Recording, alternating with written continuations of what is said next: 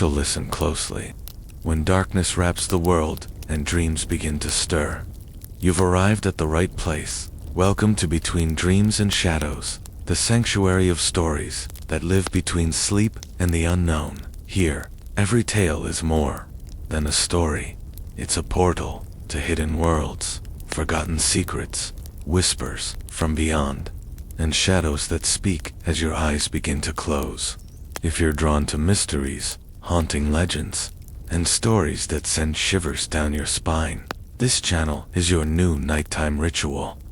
Before we begin, I invite you to become part of this growing nightbound community. Subscribe now and turn on the notification bell so you never miss a tale. New stories drop regularly, always under the veil of night. Like this video if you enjoy that chill before sleep. It helps this channel grow and lets me bring you deeper, darker stories. Drop a comment below. Have you ever had a strange dream? Or felt something watching in the dark? Your experience might inspire the next tale now.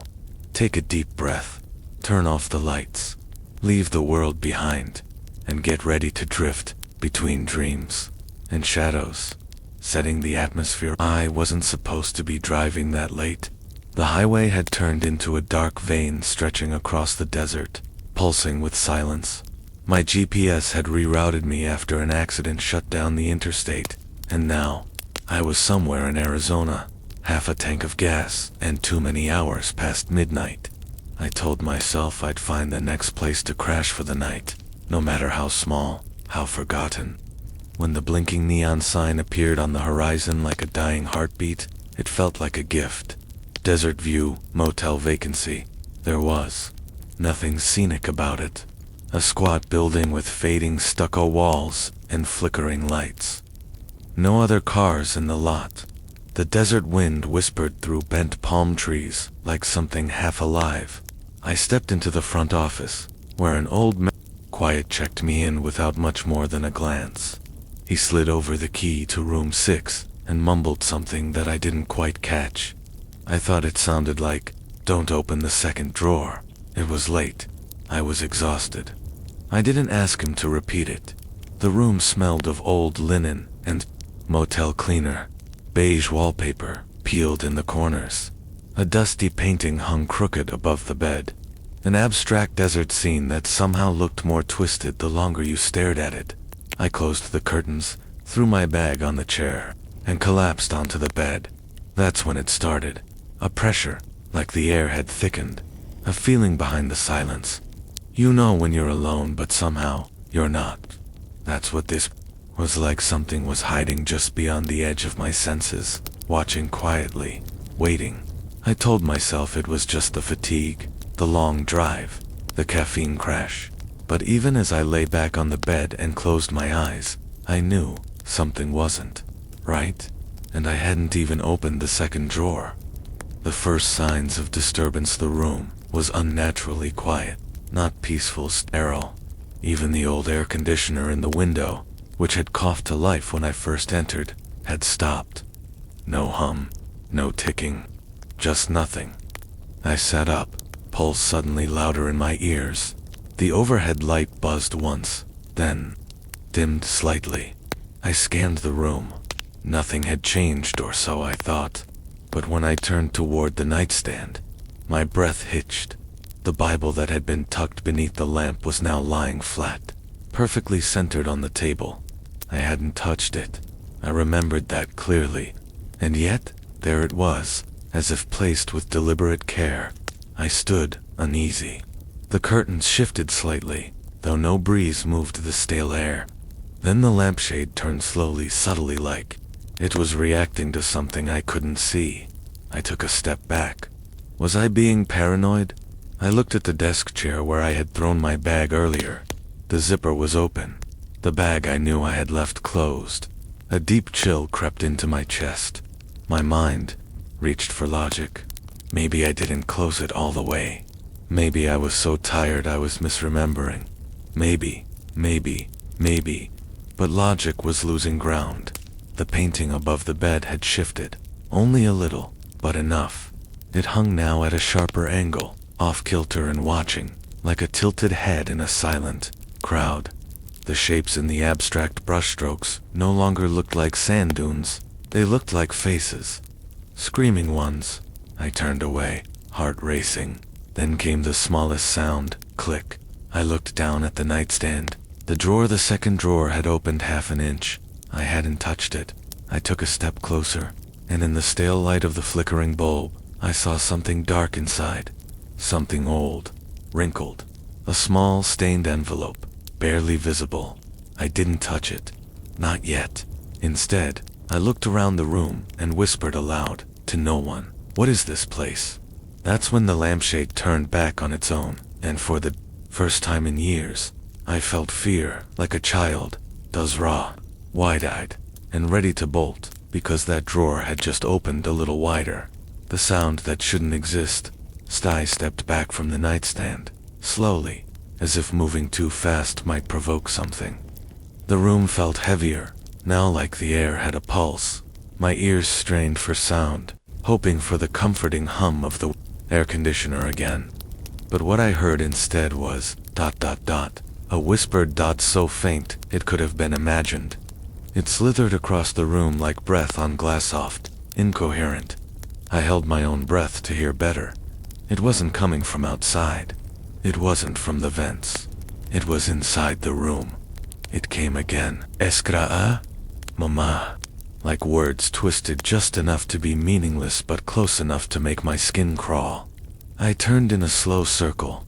The curtains, still the corners, empty, but the whisper didn't stop. It circled too, as though whatever was speaking was moving around me. Then another sound emerged beneath it, a low, almost electronic hum. It seemed to come from the floor itself, vibrating through the soles of my shoes.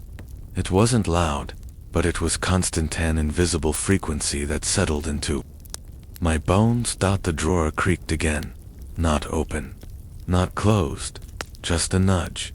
My hand moved on its own. I reached toward the second drawer, driven by a horrible curiosity. I wasn't sure if I wanted to stop the sounds, or invite them closer.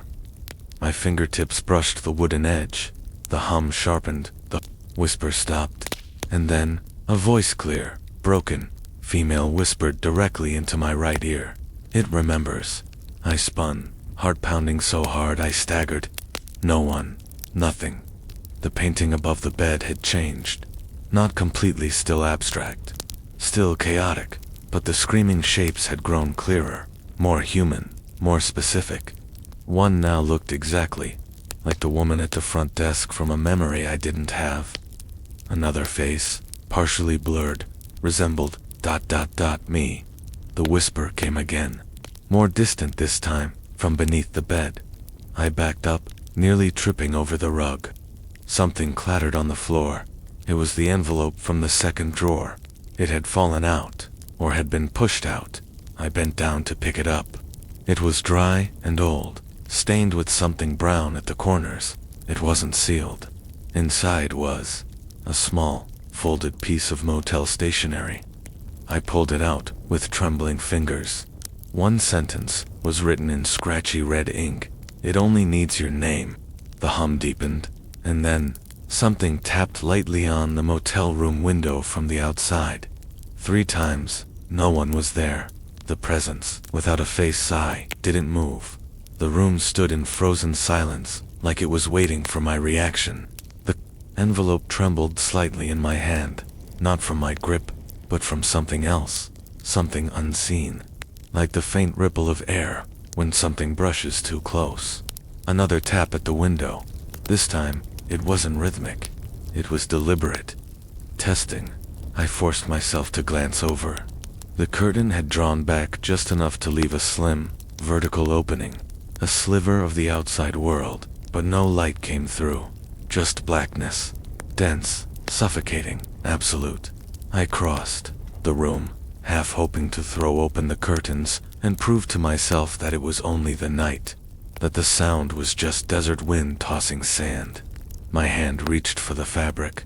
Before I could touch it, the tap came again, but this time, it came from inside the glass. I froze.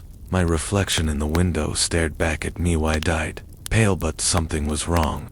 There was a delay in its movement, a half-second lag. I tilted my head. It didn't follow. It just stared. The room felt colder. Behind me, the desk chair creaked. Slowly, I turned. Nothing. And yet, the whispering began, again low, urgent, as though just out of translation. My phone vibrated suddenly on the nightstand, the screen lighting up the dim room. No number, no name. Just one word on the screen. Listen. I didn't answer. I couldn't. The phone stopped vibrating and went dark. Then tap, tap, tap. This time, on the bathroom mirror. I stepped forward on instinct. I needed to see. I needed to know. The door creaked as I opened it, hinges screaming in protest. The mirror was fogged, though no water had run. In the center, drawn by an invisible finger, was a symbol. A crude eye open wide with a black dot in the middle. And beneath it, smeared in something brown-red, "We see you." I backed away. My breath hitched. In the main room, the painting on the wall had tilted again further this time. One corner touched the ceiling. The faces inside were now unmistakable. One stared directly outward, hollow-eyed and grinning. The desk drawer clicked open. The air shifted. I wasn't alone, and I never had been. There was no breathing, no footsteps, only the absolute certainty of a presence, invisible, watching, curious. I turned slowly. The bed covers moved just slightly, like something had slid beneath them, and yet, not a single shape was visible. No form, no shadow, just the undeniable awareness that something was there, right beside me. The unspoken warning. The room no longer felt like a room. It felt like a mouth, quiet, enclosed, and waiting to speak something terrible. The bed covers stilled. The silence thickened, as if the entire building had paused, listening. Not to sound, but to me, to my thoughts. I took a cautious step back. The floor creaked in protest. That's when I noticed something else. The humming, ever present since the drawer first opened, had changed. It now came in pulses, like breathing, not mechanical, alive. I glanced down at the envelope again, still in my hand. The writing had begun to smear slightly, not from my grip, but as if the ink itself was still bleeding. And just below the sentence, "It only needs your name," a new line had appeared, scrawled in jagged strokes. It read, "You woke it. Don't speak. Don't answer." I didn't want to believe it, but the message wasn't old like the first. It was fresh, damp, still drying. I stepped toward the mirror again, needing to see myself, to find something familiar, anything real. But the reflection had changed. I looked exhausted. Yes, but behind me, in the mirror's depth, was a figure. No features, just the shape of a person. Standing in the corner of the room, I turned around. Nothing. I looked back at the mirror, still there. It hadn't moved. It hadn't disappeared. It was simply choosing not to exist in the same space as me. But it was there, watching through the glass, like the mirror was a window from the other side. That's when I heard it again. The voice, the one that had whispered before, only now it was clearer, closer. "You heard it. It knows you now." A gust of wind blew through the room, but every window was shut. The painting on the wall fell slammed flat to the ground with an awful thud. The glass didn't break. Instead, a piece of paper fluttered out from the back of the frame, like it had been hidden there. I picked it up. It was another piece of Motel stationery. Old, YELLOWED. It read, "Room 6. It doesn't take everyone, just those who hear it first. You'll feel it watching. Then it tests your name. Never answer. Never speak. Never speak." In the corner, there was a date. August 1973. I felt dizzy, disoriented. I turned toward the door, ready to leave, to run, but the knob wouldn't turn. It didn't jiggle. It was like it had been sealed, not locked, removed from function. The air shifted again, this time colder. my breath, Fogged, and then the voice returned. But it wasn't whispering anymore. It was asking a question. What is your name? Calm, patient, hungry. The lights flickered. The air conditioner clicked on, then died again. Outside, the wind howled, but it didn't sound like wind anymore. I pressed my lips shut, hard. The envelope in my hand began to crumple slowly on its own, folding in like invisible fingers were trying to crush it. Say it. It didn't shout. It didn't need to. Because somehow, deep in my chest, I felt the shape of my own name being pulled up from inside me. It wasn't a voice I could resist. The moment of truth, the sound of my name wasn't spoken aloud. Not yet. But I could feel it circling in my throat, like a breath trying to form a word on its own. Say it. That voice, it had weight. It wasn't asking anymore. It was calling something buried within me, something primal and long forgotten, like it had always been watching, always waiting for the moment I'd end up here, in this room. In its room, I pressed both hands against my mouth. The walls vibrated with a low frequency, not loud, but intentional. A resonance that felt like it was tuning my will, like I was the instrument. From the mirror, the faceless figure stepped 1 inch closer. Still no features. Still no sound. But it was more real now, more detailed in its absence. Its silhouette bent slightly, as if curious. The reflection behind me didn't match my movements anymore. It lagged, twisted, smiled when I did and single quotes T. Then came the scratching dot under the bed. Soft, repetitive dot like nails on the underside of wood, moving in slow, sweeping arcs. I wanted to run, to scream, but there was no exit. The door wouldn't turn, the windows wouldn't open, and the air had taken on a weight, like breathing through soaked fabric. This room was sealed, not by design but by intent. I looked down. The motel notepad had fallen to the floor. One more line had appeared, seemingly burned into the paper. If it knows your name, you're half gone. I whispered to myself, silently, don't speak, don't respond, don't think it. And then 3 knocks at the door, slow, confident. I didn't move. Another knock, and this time, a voice from the hallway. A human voice. Hey, you left your wallet at the front desk. You in there? It was the old man from check-in, but no. His voice was off, slightly wrong in pitch, like someone trying to wear a voice like a coat that didn't quite fit. He knocked again. We just need your name to return it. My body stiffened. I remembered the envelope, the words, don't speak, never speak. It tests your name. The voice, outside waited. Calm, like it could outlast time itself. And that's when I saw it, the final clue. The calendar hanging behind the desk. I hadn't noticed it before. Dated, YELLOWED. August 1973. The same as the note behind the painting, and, circled in red ink, was today's date. But not 2025. August 14th, 1973. My hands began to shake. I wasn't staying in a haunted motel room. I was staying in a haunted moment, a trap in time, a place that reached out every few decades, pulling in someone new, someone alone, someone who could hear the hum, someone who might speak their name. I stood frozen as the door handle began to turn on its own, and I realized it wasn't a question anymore. It was a command. Say it. The inevitability of darkness. The handle twisted all the way. Click. The door remained shut, but now it had given permission. The boundaries of the room shifted, not outward, but inward, like the space itself was collapsing around me, folding in, until every corner felt closer than it should be. And the voice, it stopped asking. It waited. I backed toward the far wall, watching the door with wide, unblinking eyes.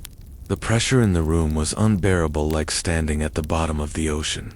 My ears popped, my knees shook, and in the silence, I Could hear my own name echoing faintly, not from outside, not from the mirror, but from inside my head, like an echo that didn't belong to me anymore. I clenched my teeth and whispered under my breath, "Don't answer. Don't think it. Don't even believe it." The bed creaked again. Something rose beneath the sheets, not sudden, not loud, just inevitable. A slow-growing elevation at the center, like something that had been curled beneath for years, was finally waking up. I wanted to run, but where? There was no exit.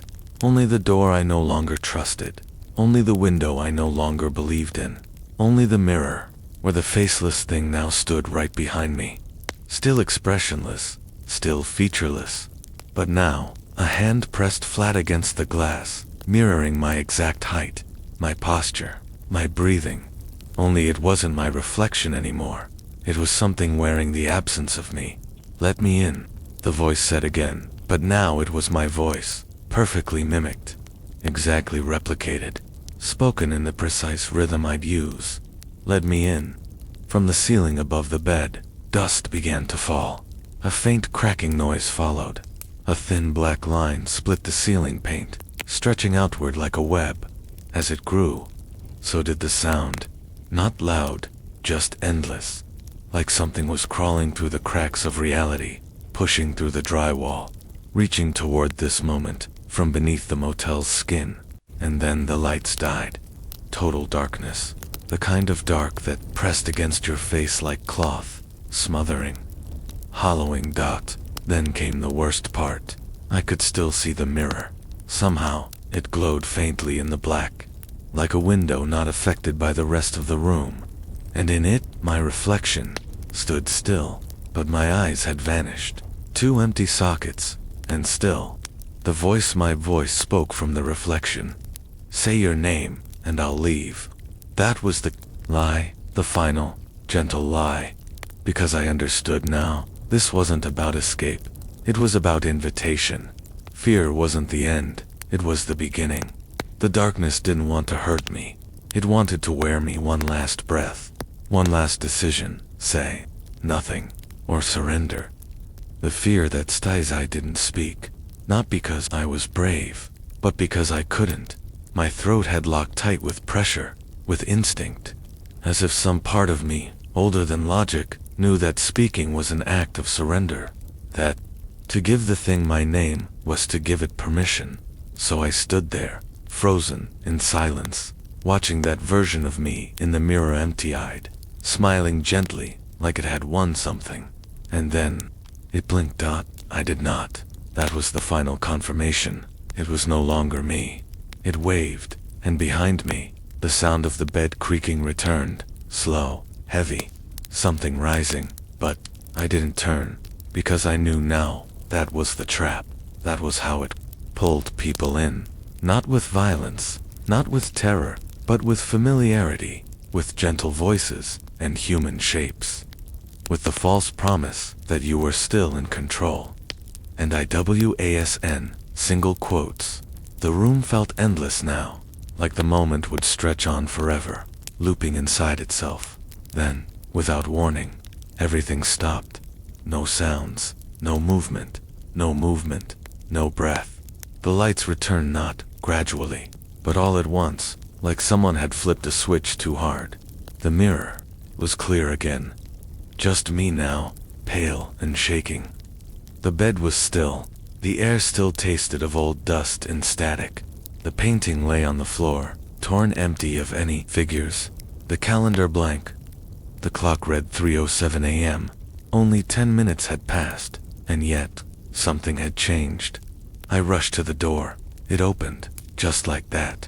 No resistance, no sound. The hallway was quiet, empty, the same dull lights humming overhead. I stepped out. I didn't look back. I couldn't. At the front desk, the man from earlier was gone. The counter empty. A single key lay on the desk. My key, but older, rusted. The tag read room 6, but the number was carved through, almost scraped away violently. I left it there outside. The air was dry and cool, the sky still black. I got into my car and drove without direction. Miles passed, then hours. I didn't care. I only stopped when the sun came up. But I didn't feel safe. Because even as I drove, even now, I hear my name whispered sometimes. Not loudly, just enough to remind me. The motel room is far behind me, but the presence never left. It didn't need to. It didn't follow me. It stayed inside. A sliver of something dark. A weight in my reflection. A shadow behind my voice when I speak too fast. And sometimes late at night I catch my own eyes in the mirror, and they look unfamiliar. Still me, but not entirely, not anymore. Could you sleep after hearing this? What do you think really happened in room 6? Was it ever real, or was it always waiting inside his mind? Let me know in the comments. And if you dare, explore another tale before bed. But remember, never say your name out loud when the room gets too quiet.